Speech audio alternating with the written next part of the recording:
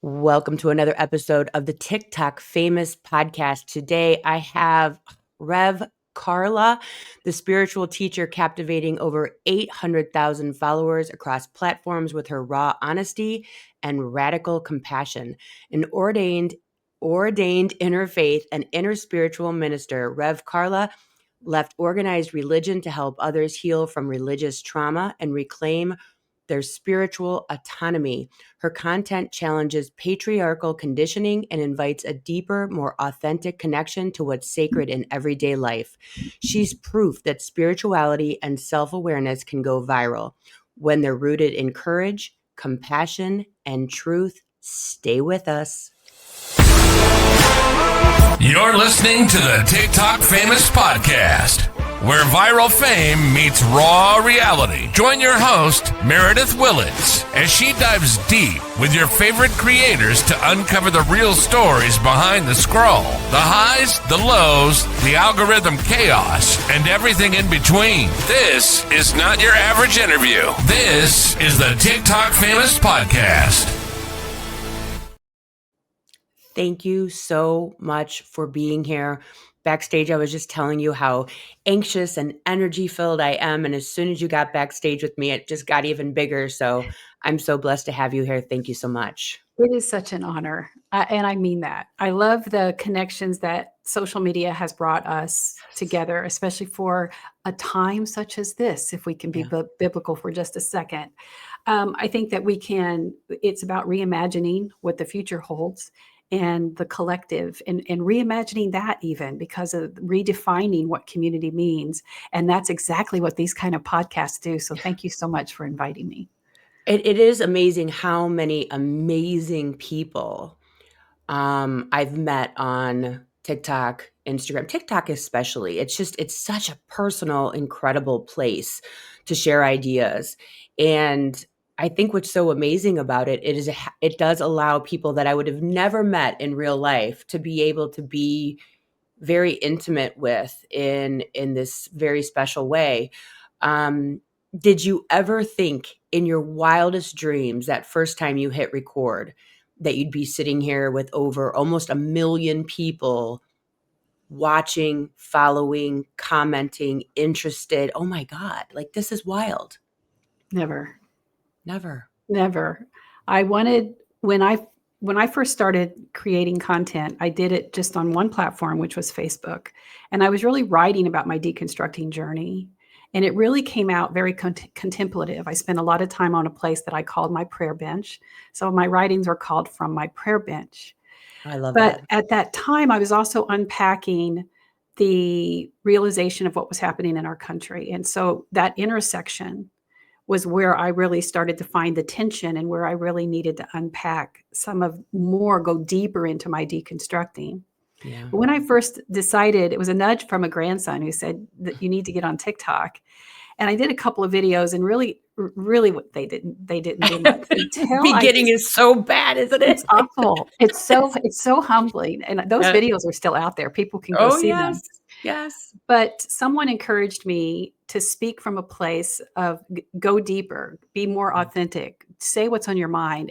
And that was a big favor, because even in those prayer bench writings, I was just on the surface, not really being disruptive. So anybody could find themselves in your writing. There's nothing wrong with that. Yeah. But I knew the kind of person that I was talking to. And this was the person who had been hurt by church, who was deconstructing, most likely seeking spirituality outside of that organized religion structure.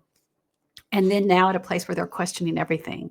Yeah. And so the first video I did, I said, fine, I'm just going to say, this is what it means to be spiritual, but not religious. And at that time, I could still have my notifications on for TikTok because I was only getting a couple a day. So I put my phone down. I went out to babysit my grandkids, and all of a sudden it's going ding, ding, ding, ding, ding, ding, ding, ding, ding, ding. I'm like, what is happening? What family chat? What drama am I missing? What did I buy? Exactly. My grandson picked it up. He said, Tata. They call me Tata. You need to come see what's happening. And with a matter of days, I had over 100,000 followers, and they're just continued to speak from a place of authenticity, very much a place of just disruption, not afraid to agitate. And that oftentimes would lead to a groundswell of awareness for people, but then also sometimes where followers would fall back when I would get a little uncomfortable with them. So if you're hearing a dog snoring, it's my dog that just decided. This is the real deal here. It is what it is. It's the real deal. He is really going at it over there in the chair. Good for him. Good for him. I'm in the same kind of place that you are, very spiritual. Like, I would say spirituality is my main everything. It's everything. It's my husband comes home and tells me something. To most people, it would blow up their lives. I'm like, it'll work out. Like, I just know it will. It always has. I'm 54 years old. I've gotten to this place. I've always, it always has worked out. I don't know what that means. I don't know how that's going to look, but I put this here someplace for some reason, and here we are, right? And so now it's my thing to parse through. Breast cancer went through that same thing. What am I here to learn? How is this a blessing? And that's kind of how I go through everything.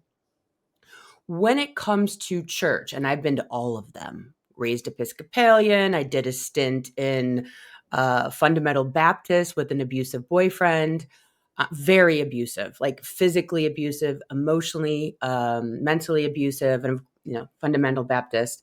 Your hair is your honor. You have to wear skirts, the whole thing. Yeah. And I've always been drawn to church, and through a lot of, as we say, unpacking, recognize that it wasn't the church necessarily. It was the energy that was at the church that took the time to focus in that way. And as I've undone all of that, I realized that, Dorothy, it was within you all the time, right? You could always go home. And I think what we that are doing this type of work, you especially, is that people say church is a good place. It's a community place. It's a place I go and do these things.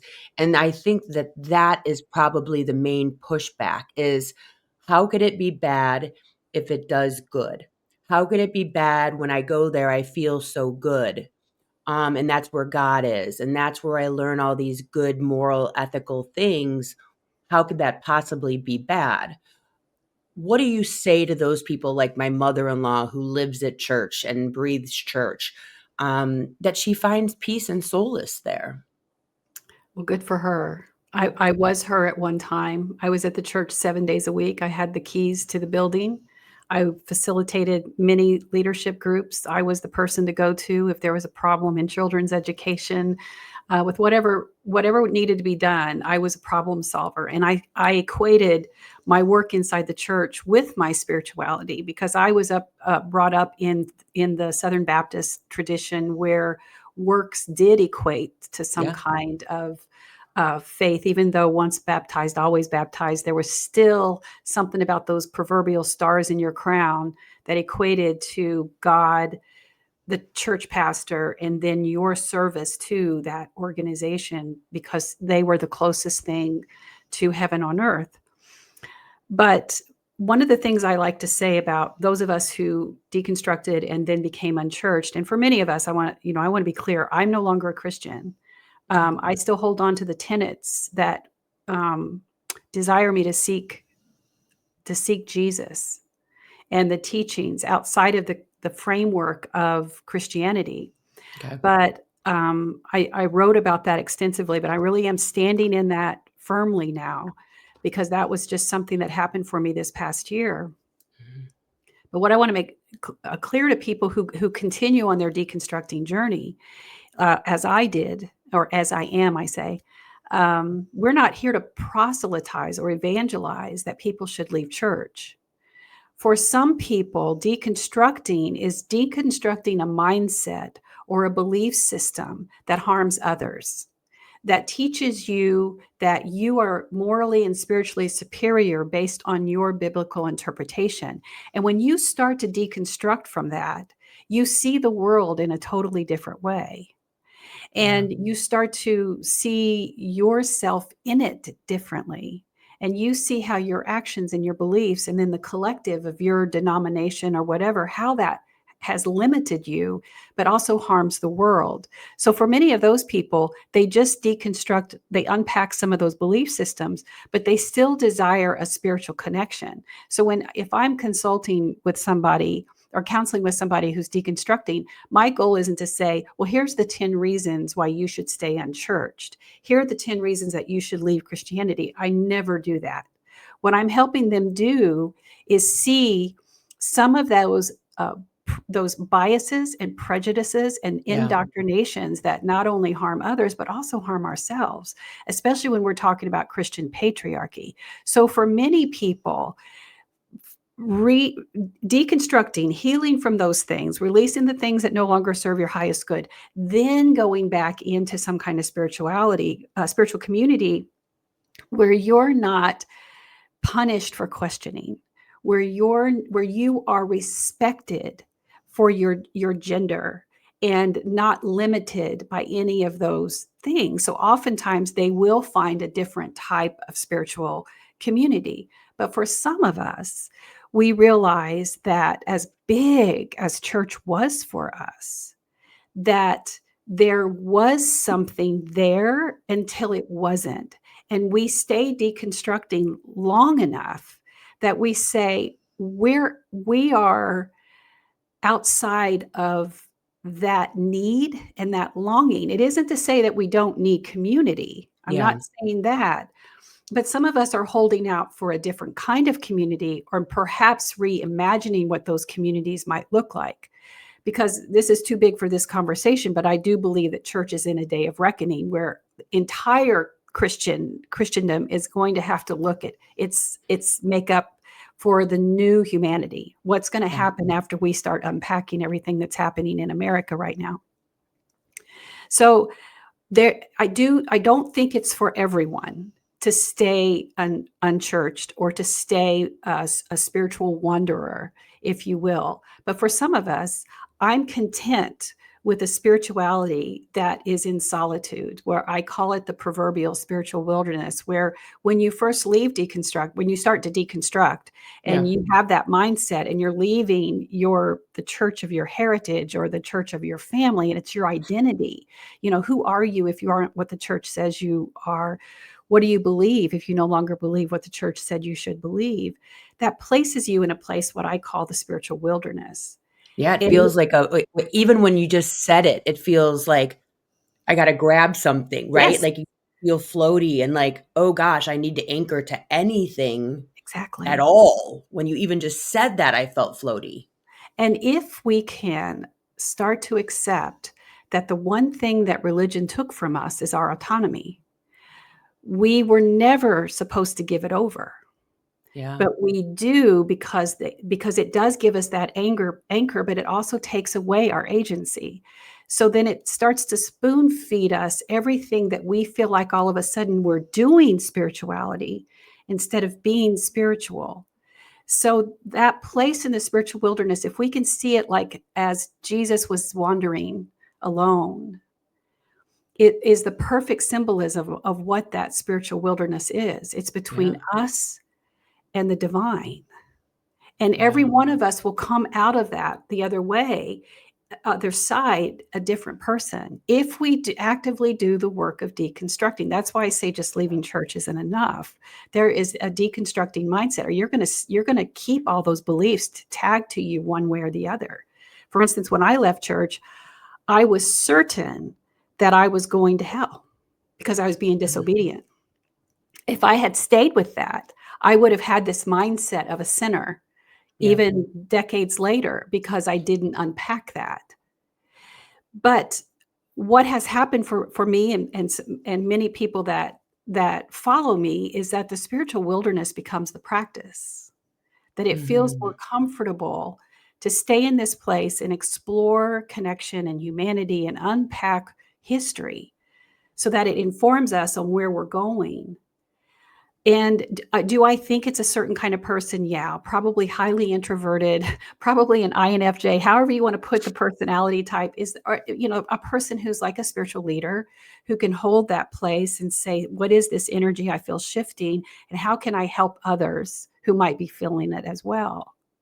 Yeah. So I do also think that virtual communities can be just as sacred and meaningful as any kind of physical. And because we are so virtual right now, I do believe that you'll start to see um, things changing when it comes to meaning. And what does it actually mean? It's more than just, and this is not to minimize anything that people do in the church kitchen or anything, but those connections go far beyond that. But in our older generations, we were told that was the only way. And Yeah. now we're finding it really isn't. There's many ways to show our value, to show our connection, to be meaningful. And so I think that that's what happened, especially after the pandemic. We were able to really reimagine, and now we're on a fast pace to reimagine. Yeah, I think that everything shifted with COVID, especially like work, family, values, like it all just possibility.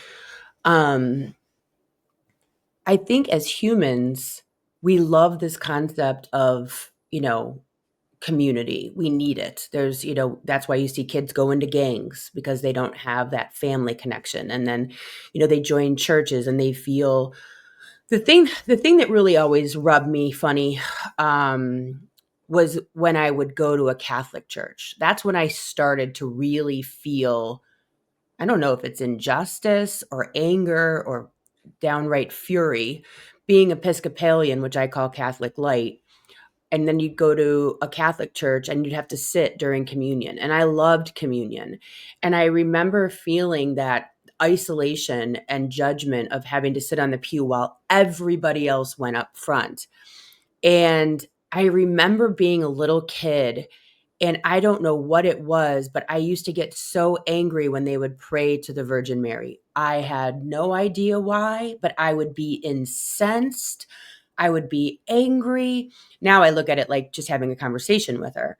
But there was these weird moments of childhood where I was like, this is wrong. You're doing it wrong. This is not the way it's supposed to be. This doesn't feel like love to me.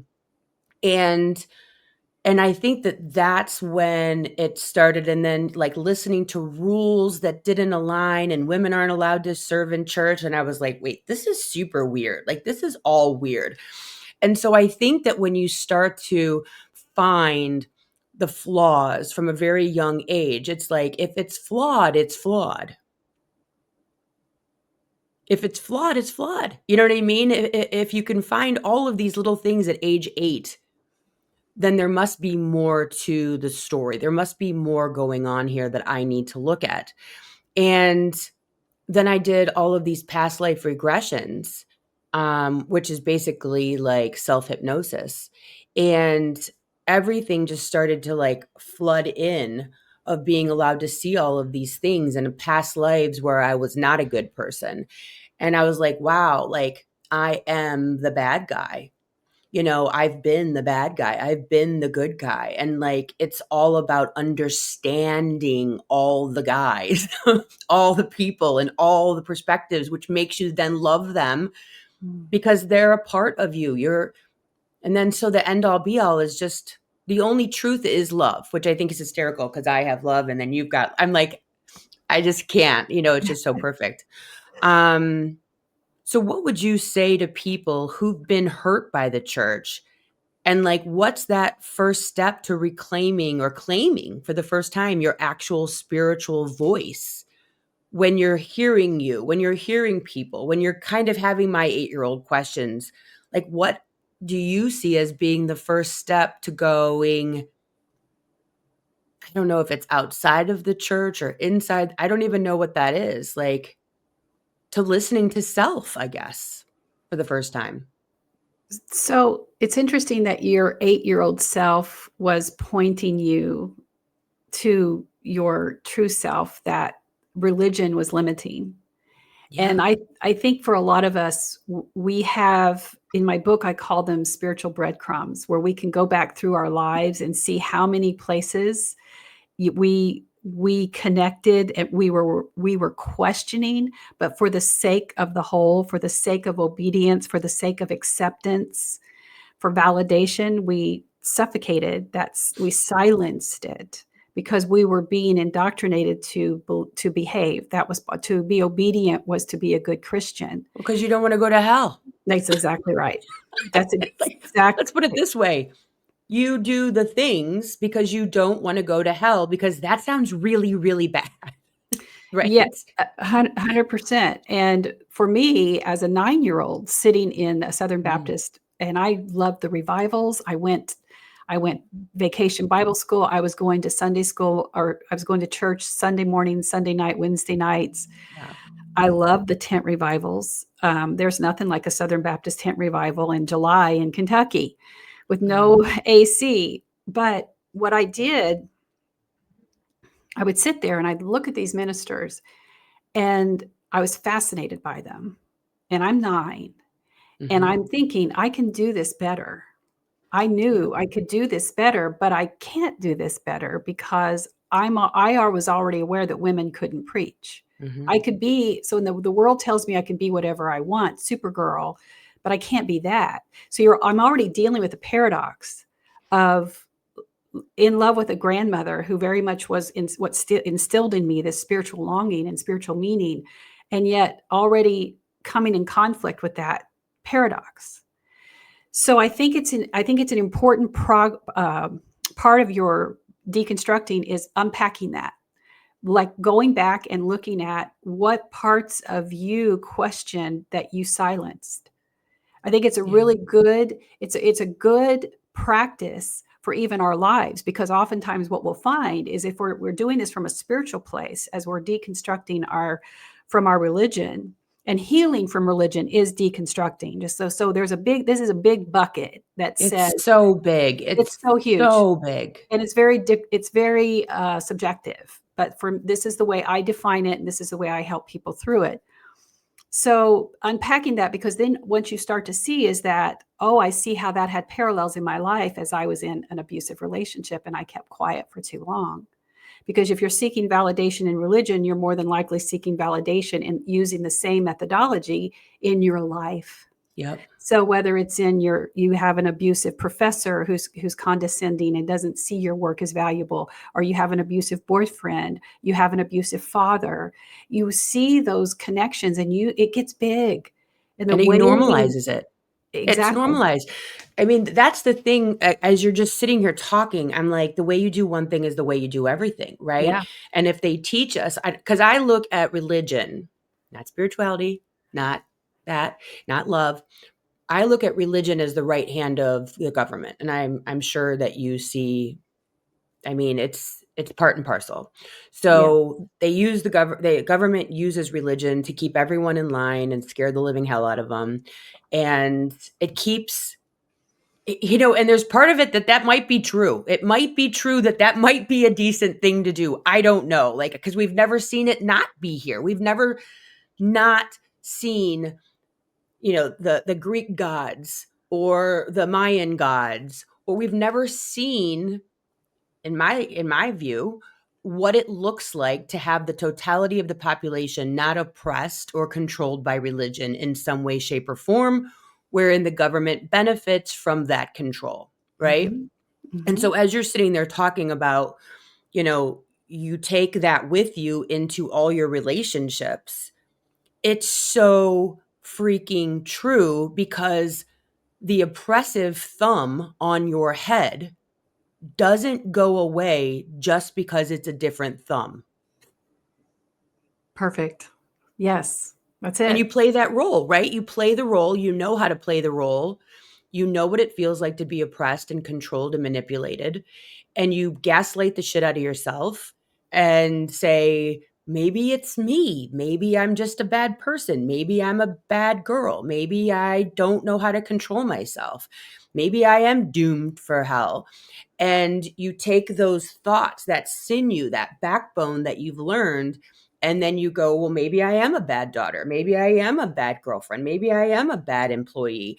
and I'm not learning the things, and I need to squash that inner fire, and I'm not doing the right thing. And it's like you're sitting here talking to me right now, and I'm like, holy shit, that stint in Fundamental Baptist with that exact guy who brought me into it, holy shit. Yeah. Wow, when that happens, it's really, it's like you were talking about the spiritual wilderness. It's one of those things that just completely releases you from the anchors of what the narratives that have been placed on you. Yeah. And so that's such an important to start back there. If there are stories back there, and as you start to journal, I know it even happened with me when I was writing my book. It even happens now. Like all of a sudden, I'll unlock a memory that I've completely thought about. I haven't thought about for years. And like, oh, I see how that's related. And now I see how I'm ready, how it's rising now because I'm ready to face it. So really using this time to start thinking about, when I had a choice, when did I stop believing in myself? When did I allow someone else to have power over me? When did I look at myself and say, I'm not good enough? And someone affirmed that for you in your life, or someone said that over you and you believed it. And so your worth was in the fact that you were in proximity to that organization, your church, your husband, your institution, whatever it was. Think of that larger question and breaking that down. And if you need a lane, then use it with your spirituality. And I love the way you differentiated between religion and spirituality, because that's one of the things that feels like nails on a chalkboard to me when people say they use religion when they mean spirituality. Yeah. And I think part of that certainly benefits organized religion, because there's this assumption that to be spiritual, you must be religious. And so I think it's I think really, it's so the opposite. oh, for sure. Like, And to so me, I look at spirituality and I'm like, how can you be spiritual and believe any of this? That God's this horrible, mean, like, how can you quote, I knew every hair on your head? Okay, so you knew every hair on my head. You knew everything that I would ever do, and you still had me be born so that I would go to hell. What? How mean is that? it's Just the logic isn't logicking.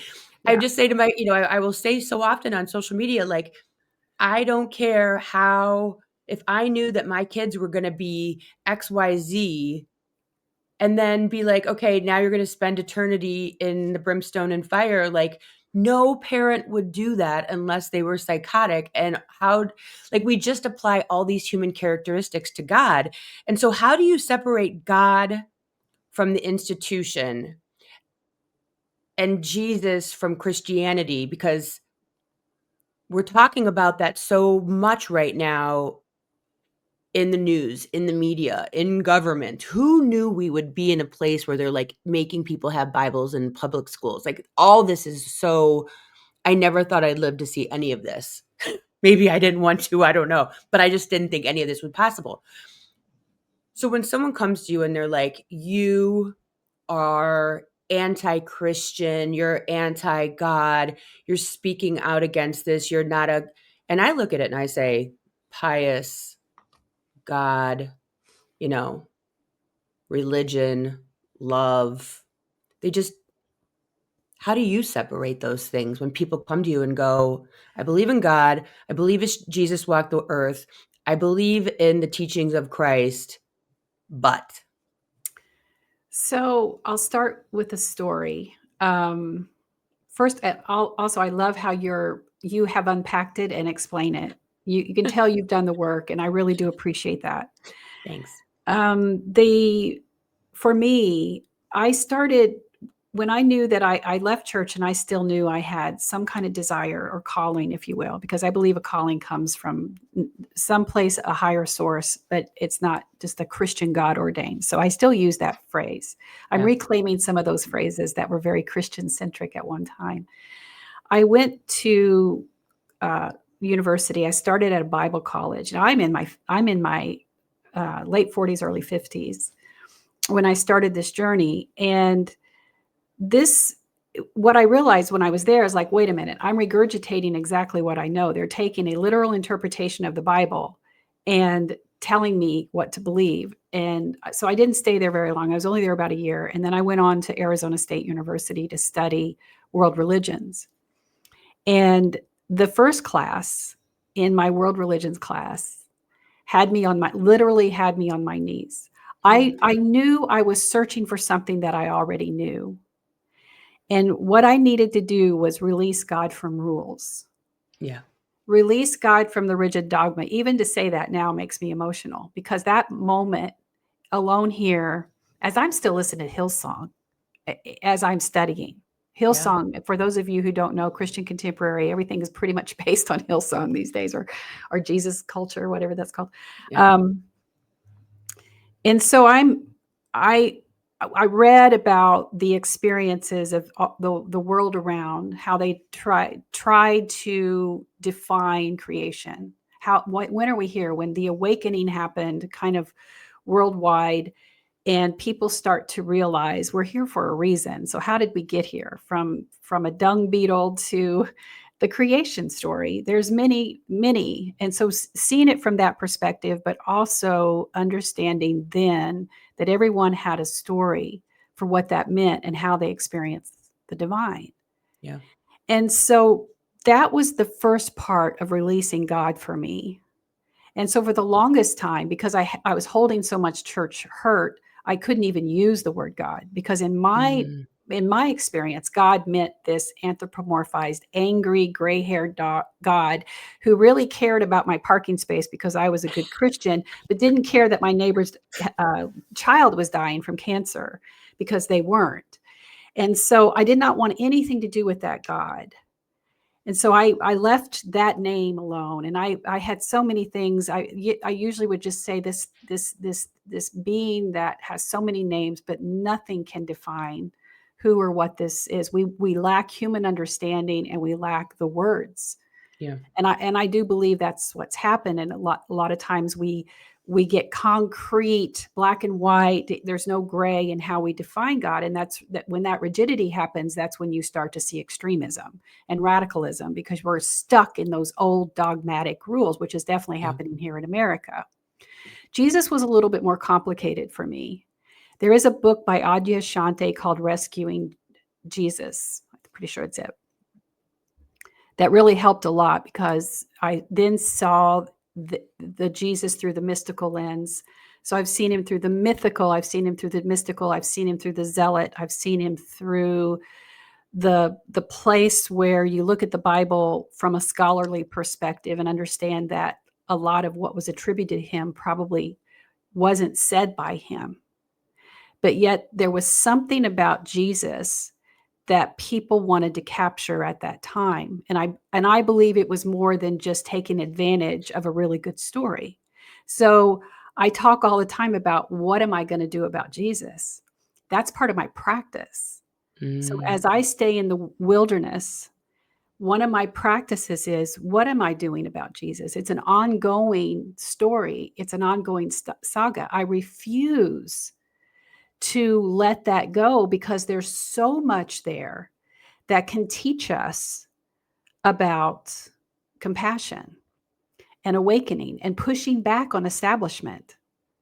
Yeah. And what it looks like to walk into the middle of a government systemic order that's been approved, this corrupt place where people are getting their money fairly exchanged, and flip the tables. Yeah.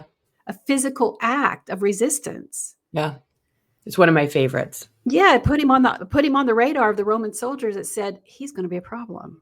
He is a problem. The way I see Jesus is that we've all forgotten when, like, we go through that birth canal, it's like all wiped, because we can't have the answers to the test questions, or what's the point of being here? Yeah. And for whatever reason, he didn't forget. He was given the gift of not forgetting who he was and where he came from and what the possibilities are of the spirit within, and that this is a matrix of sort. And because of that, he was, allowed to learn in childhood. I actually got to go to the places where he learned from the Buddha in India. It was fascinating. I highly recommend it. So he learned kind of how to be human and how to do the human thing, while also at the same time not forgetting and being allowed to not forget. And so he was the perfection of the 3-dimensional and the 5-dimensional. And sometimes they butt heads. And sometimes he was able to lean more into the 5D. Sometimes when he cried for his friend who lost their friend to death, he was in the 3-dimensional. He couldn't help himself, because that's what the experience is. It's emotional. It's human. And if he didn't die on the cross because he didn't need to, he could have been like zap, zap, zap, zoop, zoop, zoop, right? Lasers out of his eyes, whatever he wanted to do. He knew that he had to fulfill the prophecy, or none of it would have mattered, because then he wouldn't have been who he said he was. The one thing I got from that really shitty boyfriend was Jesus either was a liar, he was crazy, or he was the Christ. That's it. And I always remember that, because it's so on point that he either lied and said who he was crazy and said he was that and wasn't, or he was that. And so for me, I look at Jesus as being what is possible. That's how I see that was what is possible, and to remind me what is possible. That's it. That's all it's supposed to be. That's beautiful. And I haven't studied him from those perspectives. I've heard of them. But because I spend so much time in the deconstructing part, where people are just like, wait, what are you telling me about God? What are you telling me about Jesus? And we're going to unpack that, so you don't end up on your floor like I did in one fell swoop. Let's try to take it baby steps at a time. For me, I am content with the mystery. For instance, there's a lot of energy that happens this time of year with the thinning of the veil. That's why we end up with all these rituals around the world, whether it's Halloween, All Souls Day, All Saints Day, the Day of the Dead. There's so many traditions that are happening this time of year. When people ask me, am I going to deconstruct to atheism? I will tell them, I've seen too much that of things I don't know and things I don't understand, but something that connects us in a way that we still can't define. That is my belief for humanity, that we're awakening enough to be able to come to a place to understand more than what we've been told in the past. Oh yeah. And if our religion isn't encouraging that kind of expansiveness, that kind of questioning, that kind of wondering, the curiosity is where humanity grows, where compassion grows, where empathy grows. There's a reason that Charlie Kirk said that empathy was a sin, or while Elon Musk says that that's one of the humanity's biggest mistakes is empathy. So weird. It's so weird. Imagine that. A bunch of white men have problems with empathy, but when people are awakening to it and we understand that we have more in common than we don't, magic happens. Yeah. And that comes from more just a place that physical. And that isn't to say that atheism is shortchanged, or atheism isn't true, or that being atheist is bad. I'm always amazed at how many atheists I have who follow me, and where I actually learn from them, because from a scholarly perspective, if you can unpack the restrictions that religion put on you for how you must look at and interpret ancient scripture, it's actually fascinating to see it from a perspective of people who have really studied it. Yeah. And then it leaves you with nothing but your real self to say, then who am I and what do I believe? And guess what? You get to do that. We can all Yeah. sit at this table of humanity and not and sometimes be in disagreement about what we believe and what happens after we leave this earthly plane, and still respect and love each other and work for the good of the whole. Oftentimes, organized religion puts us in a bucket and says the only way we can do that is if one group is in power, and that's where you get Christian nationalism. Yeah, and to me, like I love the idea of like blasphemy, like using the Lord's name in vain, in the sense of I'm going to use God or Jesus to manipulate. That to me is blasphemy, is when you're using it for negative, for your own personal gain. Yeah. And so like I made this video because I was like, oh, you're so screwed. Because you're like, oh, it was I think it was Christy Nome. Yeah. And I was like, she's like, we're doing the Lord's work. And I'm like, oh, good luck. good luck on that. Because Yeah. I kind of see the way I envision all of it is that we are all one. And when you do things, you then have to learn from that. So like when you judge, like if I like literally say my kid would never do that, I am to the point in my life of my spiritual journey that thing will happen to me within 30 minutes.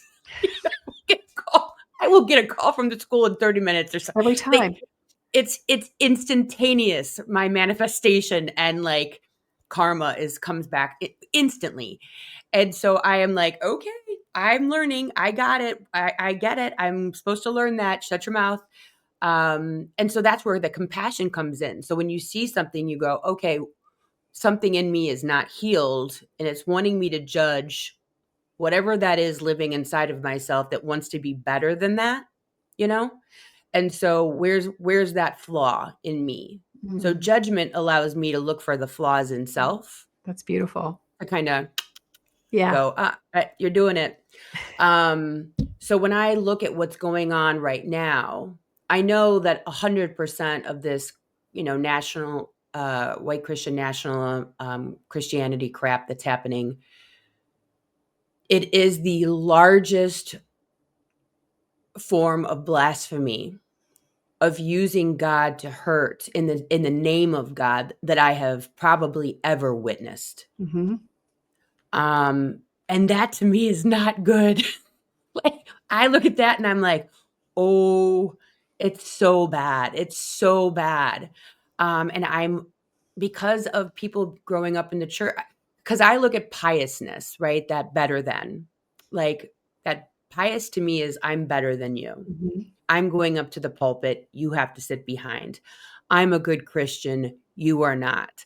I'm a this, and I'm better than all of these people. And we do see that in spirituality. And I know a lot of people on social media call out spiritualists. Like, you're just doing the church thing all over again, people, which I love. Right. But I look at that pious energy as being extremely problematic. Extremely problematic. And I feel sad for the people that are falling prey to it, because it does work. We've seen people talk about these mega churches, and it does work. The music works, the theatrics works, the calling to the front of the pulpit works. All of this stuff works. It pulls that energy inside of you that wants to be close to God and do the right thing. And for the life of me, and I know you're there too, I don't understand how they justify all of this horrible behavior in the name of God. And that's what keeps me making political videos, and I can't get away from it. And I know the people that follow me don't love it, but it makes me absolutely insane. So last year, my book launched. Yeah, we have to And talk about that too, because well, I didn't well, even realize you had a book I for do some have a book, reason. but And this isn't. I'm not. This isn't self promotion. I'm horrible at self promotion. First of all, but I pretty much went dormant at that time because of a personal situation, a personal challenge. But the one thing it did allow me to do during that time is reprioritize what it is that what do I want my voice to be? yeah, Because back in 21, I really got vocal about Christian nationalism to the point where some of the Christian deconstruction community told me to stop talking about it, that I was making people uncomfortable. And then everybody's talking about it. I'm not saying I'm the only one, but they're at that for my little niche, people weren't talking about it. But it did change my content.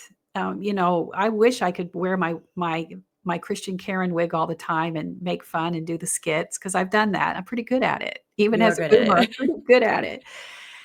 But the energy has shifted for me, and I really had to think about that. Like, what is it? Because people will say, "Oh, where's the wig? Where's the wig? Where's the wig?" And I have to make a commitment to, no, this is who I am.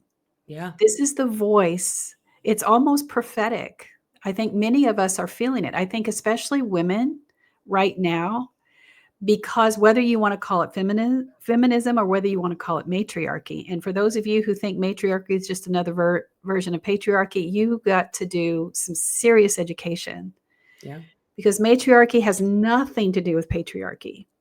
But I do believe that there is a time, as I said to you earlier, such as this, that there is a rising voice that for many of us who have this gift, which is my deconstructing, but the intersection of politics, where we are risking a platform that where we have our zone of genius, yeah. but we see the intersection and we cannot be silent. And I think it's more important for those of us who feel that and know that and have the words rising up in us to do exactly that, to speak on it, because for so many years we were silenced. For so many years we weren't allowed to be the ones. For so many years we weren't allowed to admit that we had that language. We could teach, we could correct, we could inspire, we could inform, we could disrupt, we could agitate. We had the gift and the craft, especially as women age. I very much believe in the archetypes of the maiden, mother, crone, and none of them are as bad as the old hag in the archetypes of the old fables and things like that. We're very much a part of insulting the intelligence of the aging woman. Yeah. So, and it's not about motherhood. It's yes, the power of creating, the power of nurturing, but that it's not necessarily related to children. So anybody related that has not had children, it's about the power of woman. Creation. And Yeah. it's not. Do you Good. believe in, like, because I see the shift as so in alignment with the age of Aquarius, the age of the divine feminine, the age of truth. Like, we have stepped into where all of the everything is just coming to the surface. All the lies are revealed. All the truth is coming out. And it's so, to me, it's so obvious that this is what is happening. I believe that the coming into the age of Aquarius is the rise of the divine feminine. And it is exactly what is happening right now, period. Mhm. Period. I don't do a lot with astrology, but because isn't that what the age of Aquarius I think is? it has something to do, like, it is that, but and I'm not an astrologer either, outside of I'm a Libra, and that's kind of the end of it for me. I'm a Libra. Are you really? I'm a Libra, and we just had one of the most powerful seasons. I know it certainly was for me, and I do study the tarot in as much as I use it as a practice for myself. I Yeah. will never feel comfortable enough to use it for anyone else. I believe some of our practices need to be private, and some of our beliefs and things like that, what we use to sustain us. Hey, if it was the first of the month and you blew cinnamon through your door and you started, and a lot of times the rise of the matriarchy, the divine feminine, harkens us back to traditions of our ancestors.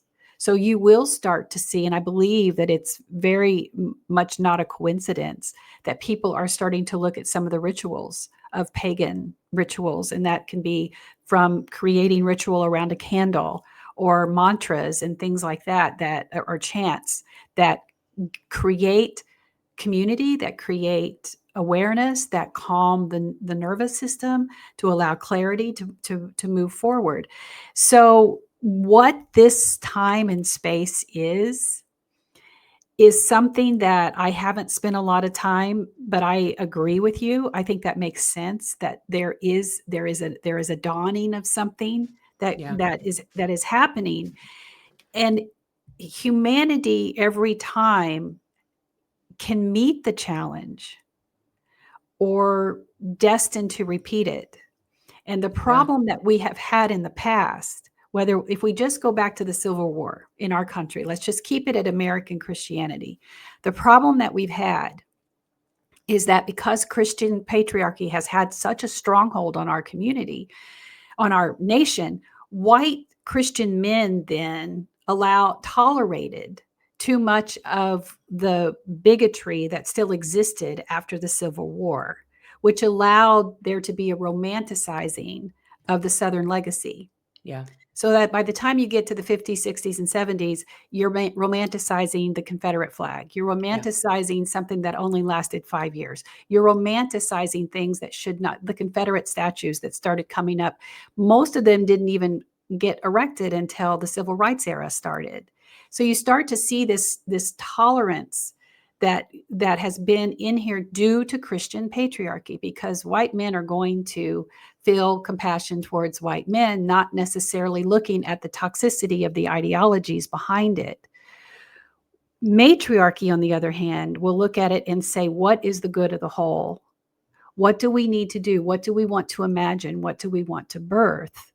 What is going to protect those among us who are the most vulnerable? And we can agree that that's going to be the children, the voiceless, the disabled. Those are the ones that we would take a priority to protect, because we understand that when a community works together, we are all stronger.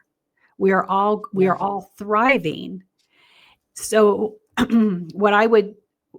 I think that, again, if we look at those cycles, what happens unless we want to enter back into a war era, which is where we've come from, World War I, World War II, he's waking up, I'm sorry, or even back past other wars, again, this cycle. And when we face our humanity and say, I'm so sorry, It doesn't matter. face our humanity and say, we don't want this, but we let it rise too far, so then it becomes war, versus now, can we quell this? Can we get a control over this before it rises up to a fascist authoritarian place that is going to have to utilize violence to get it down? I hope not. I don't want to see that for anybody, especially my children and my grandchildren. So what are we going to have to do to help subside that? That is where the voice of the feminine needs to be in the room. When you just have a bunch of white men sitting around, it's always going to look violent. They're going to think violence is an option. We already have a president who said he was going to stop all wars, talking about dropping bombs in Venezuela and now Nigeria, because Christians are being persecuted. What are we talking about? When the data clearly shows that the most persecuted person in Nigeria is the Muslim. He's making things up because Christian patriarchy chooses violence. But women in the room they're going to look at this different. I think women, though, need to this is the dichotomy. I can place myself in those large auditoriums. I can energetically place myself, skirt wearing, hands together, listening to people on the stage, and I can feel myself be better than. I can feel myself be a good person. I'm so good. I am here. There is my man. I am subservient. I know what I can get myself there. But I also voted for everyone. I voted for the benefit of everyone. I think, I spend, I boycott, I speak about the things that I know benefit the whole. I know that as a white woman, financially, in the immediate, I may benefit from the patriarchy, but I vote from a space of loving the whole. I can jump back and forth. And I think that you probably can too, because it's been in your lifetime that you felt certain things and and you can wrap your brain around it. And I think that type of person that can see both and feel both and know both beyond a shadow of a doubt, when you can speak clearly, knowing the mentality of the person that feels like a good person, that's when you can really speak powerfully. I believe that because you know the energy and what it takes to touch that person and go, you're a good person, but not because you're standing there in that room. You're a good person because you woke up good. You woke up worthy. There you go. A white woman who uses her privilege for the good of the whole. Yep. That's a powerful statement and a powerful woman. That's a woman walking into matriarchy. Yep. That's what we do. And we also understand that we're not only amplifying the voices of the oppressed, the historically oppressed, the Black, Indigenous, and people of color, we're getting out of the way because they have not been allowed a seat at the table that Christian patriarchy they have suffered greatly under that system. More so than any other. I think that too, the first thing that I did to really get to where I'm at right now, and it was probably 5 years ago now, was embrace my racism in the sense of going, wait, that was a racist thought, feeling, better than, whatever, right? And I live my life today saying I'm racist so that I can not be above racism. I don't know if I'm being clear, meaning that it's still somewhere in there. So never pretend that you're not. Right? Preach Never it. pretend that you've grown out of that. Preach it. You see? And because when you say I'm racist, you're always calling yourself out. You're always checking your bias. You're always checking the sinew of your programming. But if you go, I'm not racist, then you're immune to all of it. You don't have to learn anymore. You're right? 100%.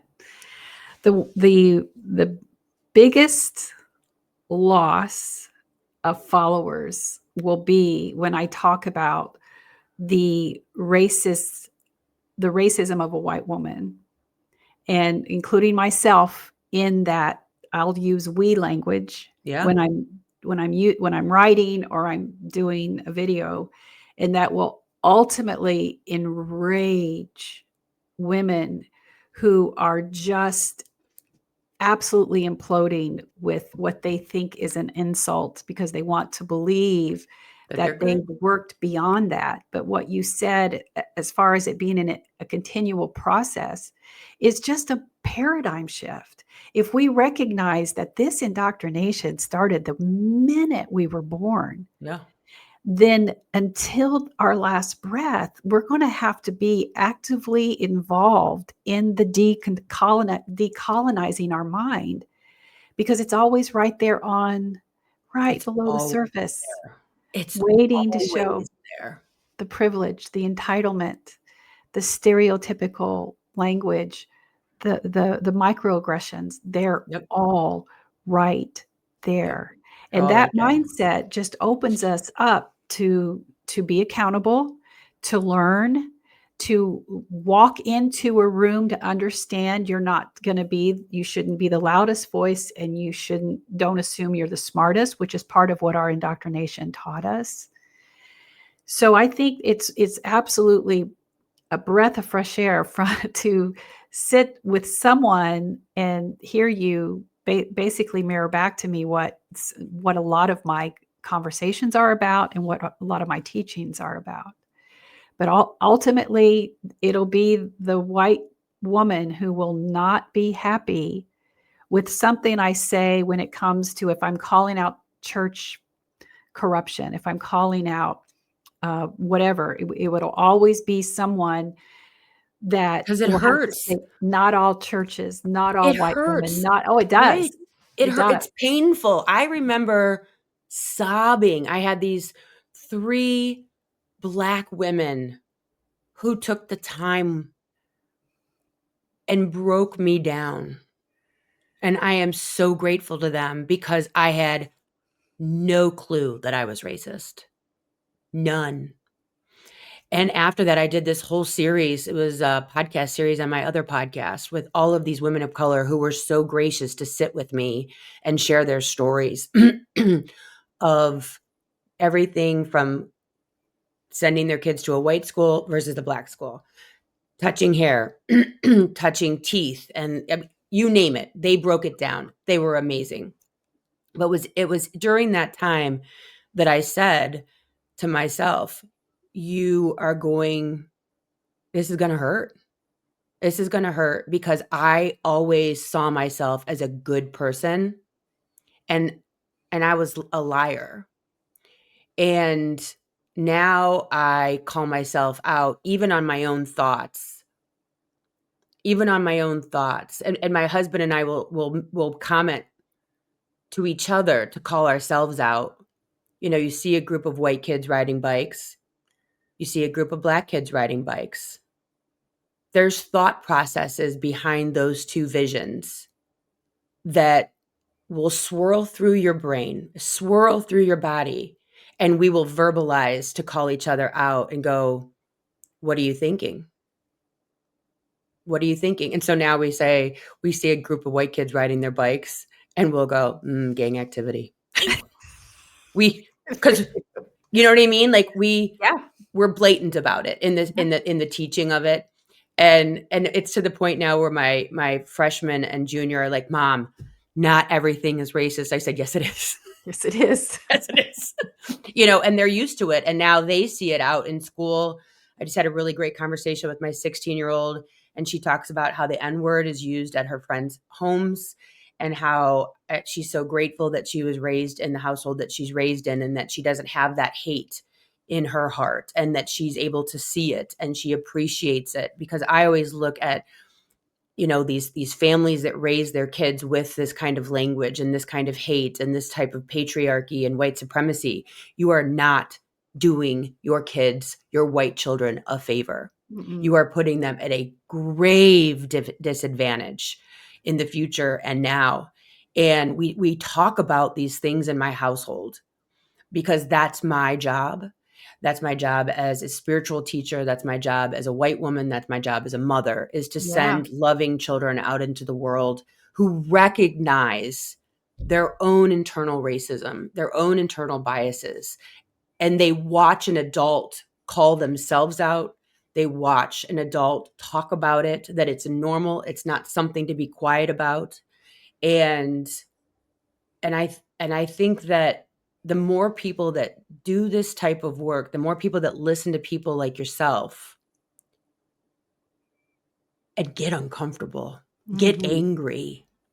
Because what they're really angry at is they're angry that they feel that way. They're angry that they know that they are this way and you're breaking down their ego, and it's uncomfortable to have your ego broken because you've aligned yourself with good.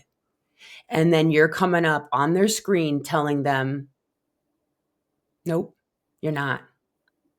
The first 100%. And that you have to reconcile. You said a lot of important things there, but you brought up the fact that this is spiritual.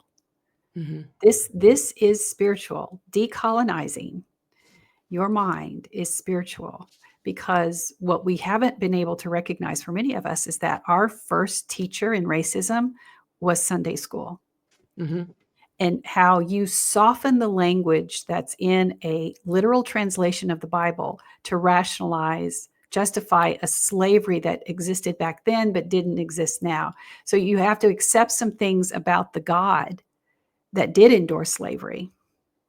And you have to see that was part of your indoctrination. So I think that's good. a real important conversation. So, I mean, we could talk about this for 722,000 days. I love it so much, because I think anything that you align yourself with regard to the ego, anything that you align yourself with that gets poked is such a blessing. When you're challenged, it's a blessing. Yeah. You know, I try to wake up every day and be like, you know, I'm kind of nothing, but I'm everything, but I'm nothing, but I'm everything, but I'm nothing, right? Yeah. And when you go from that gray place, the world is your oyster of learning, because you're not like, this is the way it is. Because that hurts to break down when you're in that armor. Yeah. You know, and so if you're just kind of like, ooh, I love floating, right, in the cloud, as you said earlier, and you're not anchored to anything, that's where the magic is. Yeah. Float, be in the gray space, be in the fluff. Just, and okay, yep, I'm racist. Oh, yep, I'm in the patriarchy. Yep. Okay, that makes sense. Okay, I'm going to check that. I'm going to challenge that, right? And when you're in that space of the flow, then you can grow. Yeah. Then you can become, you know, It's get rid of beautiful. the anchors, get rid of the dogma, get rid of the belief system. And that's where the magic happens. Like you said, inside of maybe that atheistic mentality of like nothing, and then go from there. Yeah. Don't be afraid of it. Don't be afraid. Don't limit what your deconstructing, decolonizing journey is going to lead you. Don't be afraid of it. Let it lead you. You'll know when you're moving towards your true self. Yeah, it's good. I don't think you ever arrive. I don't want to use that mentality, because I think for me, I'm always going to be on this journey. Always. Oh, because something new is going to come up and put you. Yeah. Yeah. And you're like, damn it, something new.